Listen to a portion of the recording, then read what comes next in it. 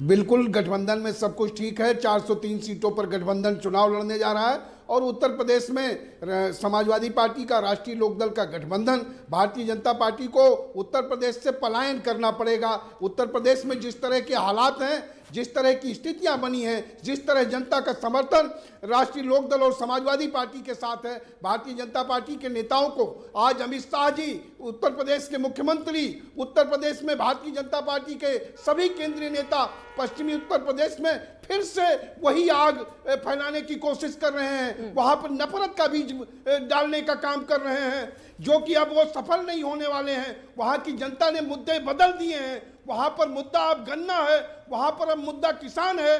उन समस्याओं पर अब बात हो रही है। भारतीय जनता पार्टी फिर से कैराना की तरफ रुख कर रही है, फिर से पलायन के मुद्दे को उभारने की बात कर रही है, जिसे वहां की जनता अब नकार चुकी है। उसे अब वो स्वीकार करने वाली नहीं है। अब भारतीय जनता पार्टी को उत्तर प्रदेश से पलायन करना पड़ेगा। भारतीय जनता पार्टी की सरकार अब उत्तर प्रदेश में नहीं आने वाली है। अच्छा, ठीक है, राकेश जी का रुख कर लेते हैं। राकेश जी, वो कह रहे हैं पलायन का मुद्दा आप लोगों के लिए इसलिए जरूरी है क्योंकि आप उसी को आधार बनाकर और नफरत की राजनीति को आगे बढ़ा रहे हैं। इनके पास दूसरे मुद्दे नहीं है। तो अनिल दुबे जी को जवाब देना चाहिए दूसरी बात नहीं है। इन्होंने उत्तर प्रदेश के विकास के लिए अजीत सिंह जी नहीं है। अब सुनिए अनिल भाई, एक सवाल पूछ रहा हूं आपसे, अगर संभव हो तो जवाब उसका दीजिएगा। स्वर्गीय चौधरी अजीत सिंह जी आज हम लोग के बीच में नहीं है, लेकिन उन्होंने एक बात कही थी एक बार, आज आप उनकी बात से इत्तेफाक रखते हैं ना इत्तेफाकी रखते हैं, ये जरूर जनता को बताइएगा। उन्होंने कहा था कि जिस गाड़ी पर सपा का झंडा, समझो उसमें बैठा गुंडा। आज उनकी इस बात से इत्तेफाकी रखते हैं या ना इत्तेफाकी रखते हैं? क्या आप भूल गए हैं कि सचिन और गौरव को कवाल में क्यों मार दिया गया था? अपनी बहन की छेड़खानी का विरोध करने पर सचिन और गौरव की हत्या होती है और हत्यारों पर कार्रवाई करने के बजाय उनका संरक्षण करने का काम अखिलेश यादव जी करते हैं। उस पीड़ा को आवाज देने वाले लोगों को दंगाई घोषित करने का काम अखिलेश यादव जी करते हैं। संगीत सोम और सुरेश राणा भारतीय जनता पार्टी के विधायक, जो उस समय जाट भाइयों की वहां आवाज को बुलंद करने का काम कर रहे थे, जो पीड़ितों के साथ खड़े थे, उन पर दंगाई होने का आरोप लगा करके रासुका तामील करने का काम सपा सरकार करती है, लेकिन हाईकोर्ट उसको हटाने का काम करती है। आप क्या इन बातों का जवाब आज पश्चिमी उत्तर प्रदेश में जाट भाइयों को दे पाएंगे?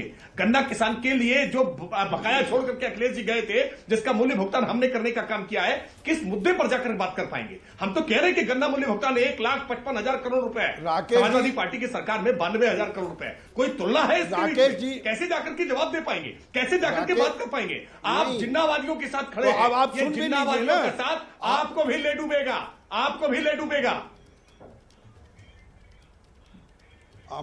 आप अब जवाब भी ले लीजिए ना। क्या उत्तर प्रदेश 2022 आ गया, 2022 आ गया, क्या किसानों की आमदनी दोगुनी हो गई? पूरे देश में महंगाई बढ़ी है, पूरे देश में महंगाई चरम सीमा पर हुई है, लेकिन किसानों के गन्ने का मूल्य 4 साल में नहीं, 5 साल में नहीं बढ़ाया गया। किसानों को गन्ने का मूल्य नहीं मिला। किसानों का बकाया आज भी बाकी है। 14 दिन में क्या गन्ना किसानों का भुगतान हुआ?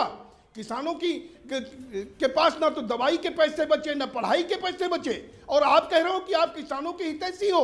आप गन्ना 1 साल तक गन्ना किसान आंदोलन करता रहा, 700 किसान शहीद होते रहे और सरकार इंतजार करती रही किसानों के शहीद होने का। आप किसानों के हितैषी बनते हो। आपके पास उत्तर प्रदेश में बताने के लिए कुछ नहीं है।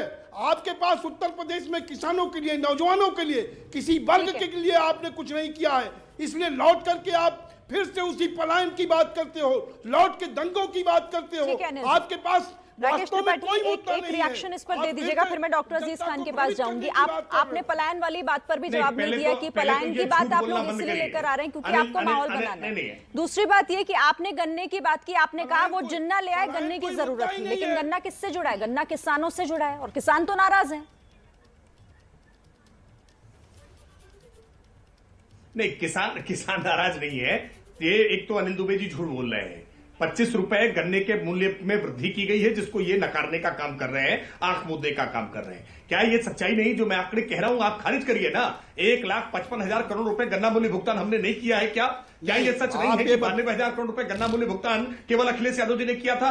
क्या ये सच नहीं है कि अखिलेश यादव जी के कार्यकाल में 4 चीनी मिलें बंद हुई थी? क्या ये सच नहीं है कि भारतीय जनता पार्टी के कार्यकाल में बुंडेरवा की और पिपराइच की 2 चीनी मिलें न केवल हमने चालू करने का काम किया, बल्कि 20 चीनी मिलों की क्षमता में वृद्धि करने का काम किया है? आज चीनी मिलों को एथेनॉल हमने उत्पादन करने की आज मंजूरी देने का काम किया है। आज किसानों के लिए हम समर्पित हुए हैं। 86 लाख किसानों का 36,000 करोड़ रुपए पहली कैबिनेट की बैठक से हमने माफ करने का काम किया है। आज गेहूं की, मैं एक उदाहरण बता रहा हूं, आप गेहूं की अगर किसानों की बात देखें तो गेहूं का जो खरीद की थी अखिलेश यादव जी ने 7 लाख मीट्रिक टन की थी वर्ष 2016-17 में। भारतीय जनता पार्टी की सरकार बनते ही पहले वर्ष में 36 लाख मीट्रिक टन और इस वर्ष में 57 लाख मीट्रिक टन गेहूं की हमने खरीद की है।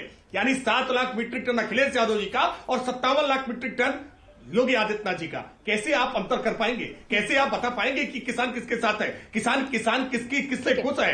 सच्चाई ये है कि योगी आदित्यनाथ जी की सरकार ने आज किसानों को किसान सम्मान निधि प्रधानमंत्री जी दे रहे हैं, वो रोकने का काम अखिलेश जी कर रहे थे। हमने आज किसान सम्मान निधि खाते में सीधे पहुंचाने का काम कर रहे हैं। किसानों के लिए सर्वाधिक अगर किसी ने काम किया है, 48 वर्षों से लंबित थी बाणसागर परियोजना, क्यों नहीं पूरी हो रही थी? जब डबल इंजन की सरकार आती है तो बाणसागर परियोजना पूरी होती है। सरयू नहर परियोजना 42 वर्षों से लंबित थी, क्यों नहीं पूरी हुई थी? 25 लाख मीट्रिक टन आज अनाज उत्पादन की संभावना बढ़ती है, 50,000 करोड़ रुपया किसानों के खाते में पहुंचेगा। आप किसानों की राजनीति करते रहे, लेकिन कहीं ना कहीं जाति के संगठन बंद करके रह गए। सच्चाई यह है अनिल जी कि अपनी सीटें स्वयं इसीलिए जयंत चौधरी जी हार गए थे और आज आपका आज पूरी तरह से बेस हिला हुआ है। जिस तरह की तुष्टीकरण की राजनीति समाजवादी पार्टी करती रही है।